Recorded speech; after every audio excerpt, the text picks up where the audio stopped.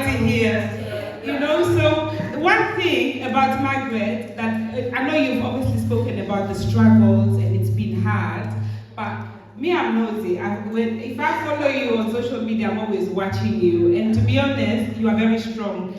When I see you in person or I even see you on social media, although you are going through a lot of struggles, you are always doing talks with other women. You are always on social media advising. You're not selfish. You are out there actually, somebody said the shoulder to lean on. And to be honest, it doesn't even show. And I thank God for that grace, because that's a very special grace. Hello, everybody. I'm not sure whether that lady was actually me, the lady that was being introduced there. Okay.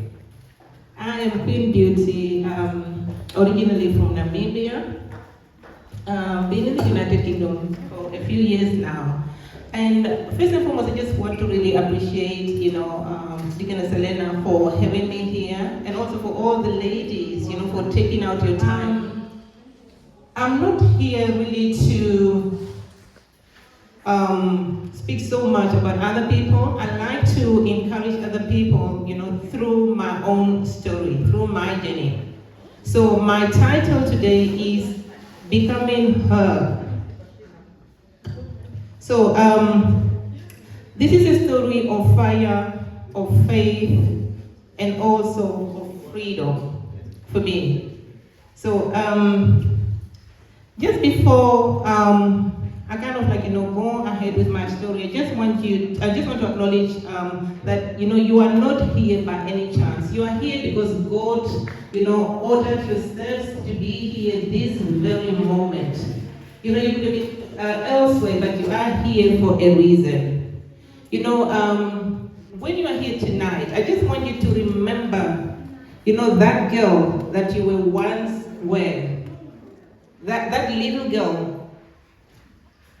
I just want you to hold on to that as I continue. And on the other side, I also want you to remember there were promises of love, and then it all turned into chaos.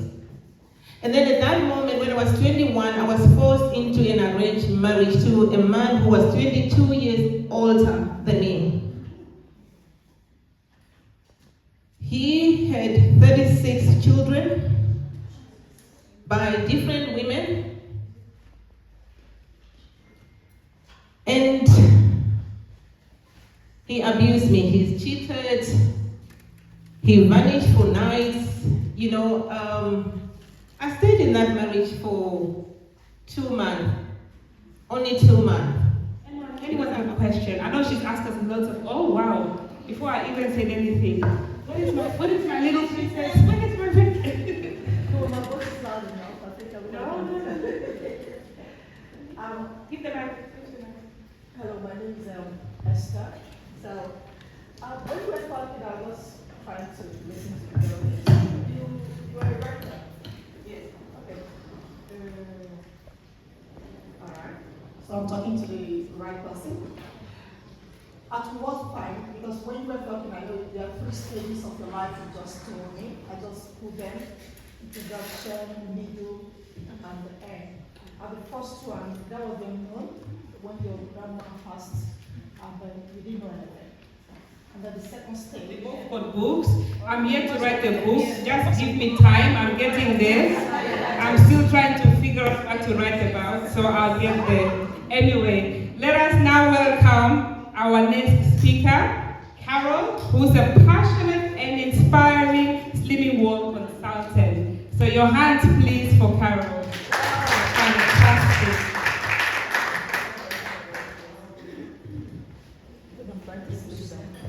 I don't know how I can follow those 2 gorgeous ladies that have just been up here, but I'll do my best.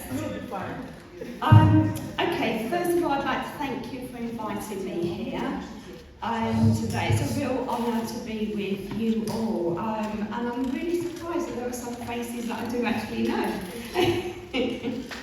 My name is Carol Pegler. That's a Freudian slip, isn't it? I'm a sister, I'm a wife, and I'm a mother. I live in Bromley, and I'm proud to be a Slimming World consultant in South East London. Like many of you, I've worn many hats over the years. Nursery nurse is one of them. We have a little bit of affiliation, nursery nurses, don't we? I was thinking, oh, there's another one in the room. Childminder, businesswoman, but above all, I've always been someone who cares deeply about people and the community. And my journey hasn't been perfect, it's not been full of purpose. I'm here today not just to share, that's why being a single consultant fits in actually, because that's what I'm still doing, being here and there. And then I went on to launch 2 day nurseries, and after my second child, I decided to step back from nursery life and become a childminder. So very much that being at home with your mum, it didn't make sense that I'd be sending my children to a childminder as well. Because these are things that I grew up not knowing. So I need people to show me what I don't know so that I can go on and help my people. Before I finish, I just want to say slimming well isn't just about losing weight, it's about feeling confident, healthy, and being empowered to live the life that you deserve to live. I've been on that journey myself, and I now have the privilege of helping others to begin theirs. So if you or someone you know lives in Lucian or wants to know more about the Slimming Well referral, this is a brilliant way to get started. It's available through your GP, you can ring a telephone number that's on these flyers, and it could be the journey of a life-changing journey, because I did not think I would ever stand up and talk to people about food. I thought I was going to be a nursery nurse forever actually. Thank you for being here today, and I put together loads of goodie bags. So if anybody wants to come up and take them, or I can bring them round to you.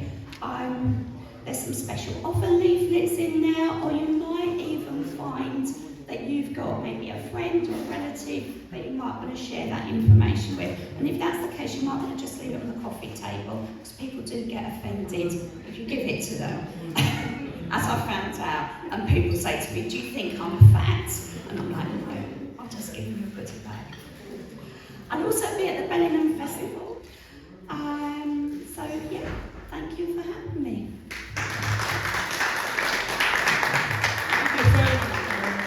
And I will be back, I promise. Again, I'm like a yo-yo when it comes to sleeping over. I love it. I haven't. If you do come to my groups, I'll just let you know. If you feel I'm stalking you, just tell me to stop. Otherwise, I will keep messaging you. WhatsApp message, Facebook, everything. But yeah, Carol is an amazing consultant, so thank you so much. But yes, I'll definitely be back. Any questions? And who's ready to join? There's a question there? I'm not ready to join.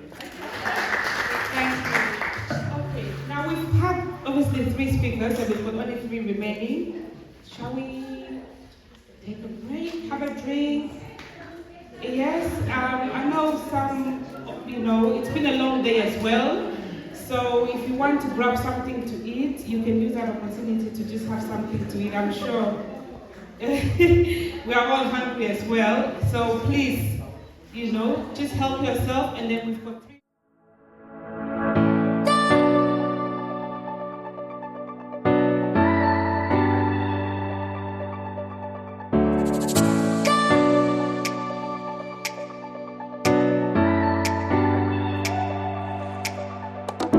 Oh,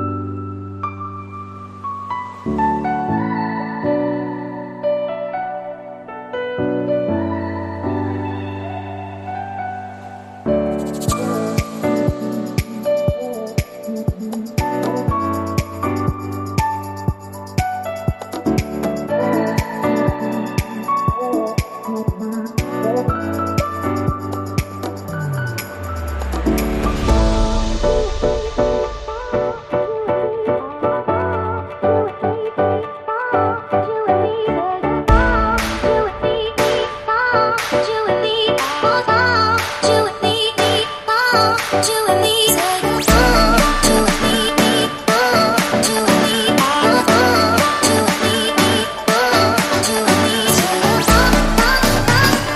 ladies and gentlemen, please help me welcome a powerhouse, as I say, of personality. This woman has got beautiful personality, purpose, and presence. Mariam Bakre. Let's hit the guys. I love that. Welcome our beautiful queen to the floor. Thank you. I'm going to freestyle this as much as possible, so forgive me if the trajectory doesn't come together. Cool, so I am Mariam. As she said, I think, what would I say about myself? I'm Nigerian, I'm a proud Nigerian. Okay, we've got some Nigerians now. Yeah. I know, I'm sat beside my fellow Yoruba sister there, so that's great. Yes, oh yeah! Coming through with the tunes, I love that, thank you. So I am a proud Nigerian, born and raised in Jamaica. Do we have any Jamaicans in here? Yes. I'm not going to do gun signs, we don't do amateur by day, so what that means is I launch a lot of projects, device launches, which is fun, but when I'm not doing that, I actually work as a personal brand coach. And I think for me, if I talk about my story, so take it back, all the way back. Growing up in Jamaica, for those of you who have been there, if you've ever lived there, Jamaica is just such a fruitful place. There's so many people from different backgrounds, so I always grew up with the mindset of being multicultural, of having respect for other people and their sort of backgrounds and what they offer and bring to the table. So being also Nigerian, I think our parents would always say, the house is Nigeria, outside is Jamaica. And I moved to England when I was probably about 11 or 12. And at that point in time was GCSE time, I think, or before, so high school. When I came, I was in probably one of the top schools in Kingston, and I lied, but you roll with it. And in under 2 months, they realized this girl who can complete maths equations in under 15 minutes, she doesn't belong here. We need to move her up. And I appreciated that because they saw the value that I saw in myself. I just worked hard, and as they say, God does the rest. So I ended up being in top sets in my secondary school. The goal was medicine. As a Nigerian, that's what's expected. And it was also sort of my first dream. Then I got into sixth form, and I think that's, for me, is where my whole life trajectory changed. I went to a grammar school, and being Nigerian and being in England now, being in a grammar school is, that's the top, that's the aspiration. That's where I had a rude awakening, especially as a black woman, trying to make something of myself in the Western world. I experienced systemic racism. I didn't receive the support that I needed from my teachers. And on the results day, I was crying, my friends were consoling me. And the teacher looked me dead in the eye, and she looked at my friends and she said, "Can you take her outside? She's scaring the year sevens." I've met other girls who were younger than me, so I was in the sixth form, they were in the lower school, who had similar experiences with this same lady. So I was surprised to find out she was still in the school when I came back to speak after so many years, but it is what it is. I was in a position where I felt so dejected. I had to take a gap year and figure out, what do I want to do next? Do I want to retake exams, which is what I did. And as a young girl, your girlfriends, you're always surrounded by your girlfriends, the people who uplift you, all of them had gone off to uni. My sister, who's my best friend, my older sister, she was already at uni. So it was just me. And at that time, my parents were going through their separation. I found out one of my childhood, or one of your childhood organizations, let me volunteer as well as doing my own thing. Let me put that message out there with when you own your voice, you own your narrative. And when you own your narrative, you can own any room you walk into. Now let me be clear, owning the room doesn't mean you walk in and you're literally in the spotlight. Owning the room can be walking into your meeting with your manager and saying, I need a pay rise. It can be going to your partner and saying, I don't feel you're communicating with me on a good level. How can we resolve this? It can be talking to your friend. I think, I don't see enough of you. What are we doing? What do we need to do to uplift on us, like one of ourselves? How are we going to move forward as women in life, as you can own the room. But the reason why I say start with your voice is the idea that Margaret mentioned about being vocal. Especially when you are the only black woman in the room, it can be intimidating that you cannot allow that to determine how you move forward. Because when you open your mouth and you shock them, and trust me, I've shocked so many people, that feeling will leave them speechless. And either people will align to your brand and what you have to say, or they won't appreciate it. That's not your problem. Your problem is to know your story, and when you know that story, know how you want to communicate it.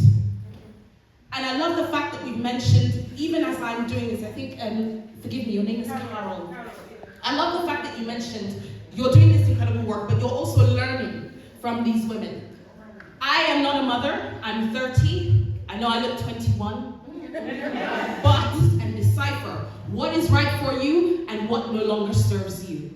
It gives you a compass. It is only someone who does not know who they are, who cannot tell you where they are going or where they want to go. And that is the starting point of your life. And make no mistake, everyone has a personal brand. Some of you may be sitting there thinking, oh, I've never thought about that for myself. What does that mean? It means celebrating who you are for all the experiences you've had. I love the fact that you shared the most harsh experiences that you've had. But you know what makes you beautiful? It's what makes each and every one of us beautiful, is the fact that in life, each and every one of us is going to go through a terrible experience. I've had mine, I still have mine. But what makes you different from the next person is that you have decided to take your pain and make it useful, turn it into purpose. Not everyone does that. And that is what makes you a good person at your core. It's not that you're perfect, but it's the fact that despite your imperfections, you choose to wake up in the morning and you... Oh yeah, go on.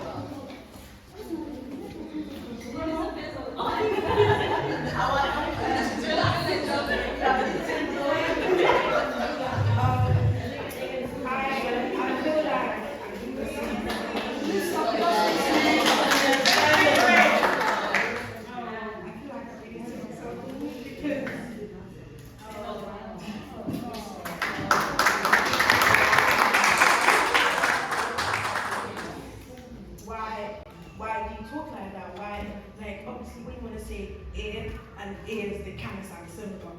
And then it's like, Mine was between the and it's like, and then I keep dying myself and I'm like, okay, I came to this country for like a new beginning and I won't let other people, bring me down.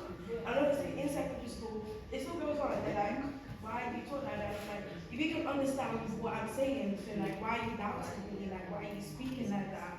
And then I learned, like, obviously I like sports, but you might not see, but I really like basketball. So through that, I built myself up. People when, and as you say, like, if you walk in a room, they see you, they do all that. And that's how it was in school for me, because I walk into there, teachers are like, you're amazing. Like, how you do this, the teachers don't think about other people except for me to be like, I feel like,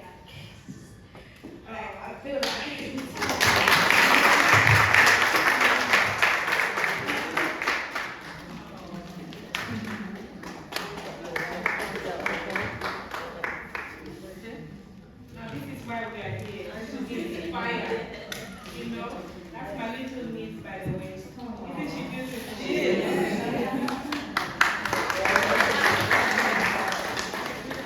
Except my niece, my brother-in-law's daughter, but everybody knows. Thanks God to always say my in-law is the next one. Good evening. What a blessing to be in this room. Honestly, at the beginning of this year, I really pray to God that they should align me with people that will meet my purpose or be in alignment with me and my purpose, or his purpose for my purpose.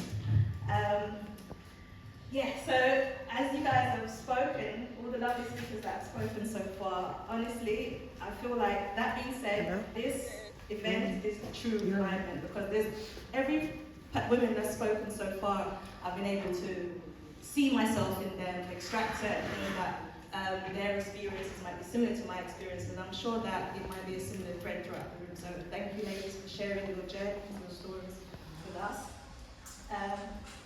Okay, so my name is Tanisha. I am the founder of Enchantress Empire, the Enchantress Empire, and I only recently found out that the actual first letters of each of the words actually spells T, which is what a lot of people call me. So I've recently rebranded to, one, reflect myself in the brand, but also in the name. Okay, so I just want to start by saying being here today is actually a really big deal for me, and I want to echo what my sister before me mentioned about speaking. I forever have found it to be one of the biggest things to come into a room and be able to speak like this. This is terrifying for me. But I'm learning that my voice matters, as she said. And that being said, my business was born out of a personal journey. I started making wigs. It's mainly a wig making business, but it's a hair bit. It's a complete hair and makeup service. And the reason why it started because I, as a young girl, similar to our sister, your niece that just spoke, was about 16, 17 when I started using some of my hair experiences on alopecia. And as a result, I wanted to kind of try. I remember the first time I went to school and one of my white counterparts said, "Oh, we gave a bit thin there." And no. And I felt like sinking into a hole. And from there, I just wanted to kind of cover it, conceal it, mask it. At the time I started, there was not really anything. I went to the doctors, they kind of fobbed you off.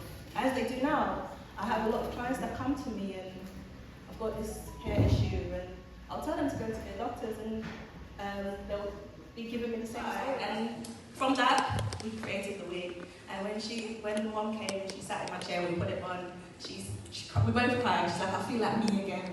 And that's what my business is about. It's, our sister said about turning pain into purpose. For me, from a young child experiencing hair loss, I've been able to turn that pain, that experience through that embarrassment and being able to turn it into purpose. I can make a bespoke wig for somebody, I can make a pretty wig for somebody, even if that's what it is, and actually make a real difference in their life and make them feel like themselves, to be able to step into a room and speak as themselves and turn up and show up as themselves. So guys, that's what I'm about. From regards to the business side of it, I've been able to leave my house where I've worked in my front room. Many of you guys here have been there, got a few clients. So from that, I'm now opening a salon on Bromley Road. Thank you. I hope to see you guys there. I've got a few treats for you guys today, so come on and check out the booth, have a spin of the wheel, let's connect on social media, and thank you guys for having me.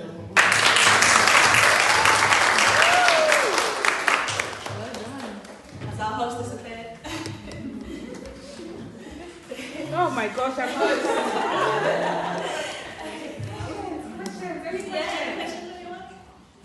Come on, I'm sure you've got questions. Ooh, well, I think she asked that knowing that it's a struggle. But with definitely, how do I cope? I'm a mother of three, I'm a single mother of three, and trying to run that business can be very, very, very, very tiring, very hard at times. I go to bed hours of the night, waking up early in the morning and trying to, like said, juggle three children. It's not always the easiest, but how do I cope is by having a strong network. This is my neighbor, this is my friend, this is my sister, this is my neighbor, this is my friend, this is my sister, this is like, your own sister. This is my mother-in-law, the support that I've had from women, not just women, my family in addition, and now extended families have been so tremendous, and that's how I cope by having the network. So yeah, I'm glad to be part of this new network now, and I hope that we can connect differently, guys. Something that may be of value to you, and that moment hits home, and I think it probably hit home for you is when that girl sat in the chair and said, And many others. This is it. It takes that one person for you to recognize. Because I used to think speaking, everybody talks, wasn't a big deal. Now, until you actually, this is it. You have those meetings, even you with your cooking, with Slimming World, and Beauty with her book. There's just so many different things that we're so multifaceted, but we're making a difference just by doing what we love. Yeah, honestly, that's true. And actually, you mentioned about you speaking. Like I said, I'm terrified of speaking. I think definitely need to connect with you. But thank you, guys. So please don't forget, follow on TikTok, Instagram, Facebook, although you are not very active on Facebook as well. And I know because I'm always on Facebook. Sister there, you know, with beautiful wigs that you can look at, braided wigs as well. There's another sister in there that is also into hairdressing. Please go and network with her, ask her any questions. Okay, next. Oh, my paper. Well, my name is Kino. I'm originally from Namibia. I'm a forever business owner. When I know about forever, I was a little girl back in Namibia. There was my cousin wife who was doing forever. I remember those years, maybe 97, 98 there, those years. And many of Namibian people, they like the forever, especially this one. Because I think they started with this one only also at that time. And one day, as I was growing up, I just heard two ladies testifying about the forever. One of them, she said like, I got my land by doing forever. And then from there, I said like, one day I have to join this forever. Those years I was back in Namibia, I have to join this forever. Last year, because there I've been running my status and everything. Last year, I said like, okay, let me go back to forever. Because I remember in 2018 when I joined, there was this lady from South Africa who also joined at that time. But where she is now, I said like, let me go back. I'm not gonna quit with this business. And then I just re-registered again and started last year. I think it was April also. I've been forever for a year now. When I started the forever business, I remember very well as a lady, I was going through a lot, especially with my health and everything. I was like having fibroids, where I have been given a lot of medication that I have to take. The moment I started this forever, I was having a bag of pills that I had to take just because of my fibroids and heavy periods and all those things. And then I said like, I think I took my, because it was on repeating all of prescription also that I had to take for 6 months. And then I said like, when I started reading about the product and everything that I'm selling and everything. So we've got 2 more speakers. So please join me in welcoming beautiful Queen Zina, a powerhouse of intellect, compassion, and purpose. You are so beautiful. Welcome. She looks like Mariah Carey, isn't it?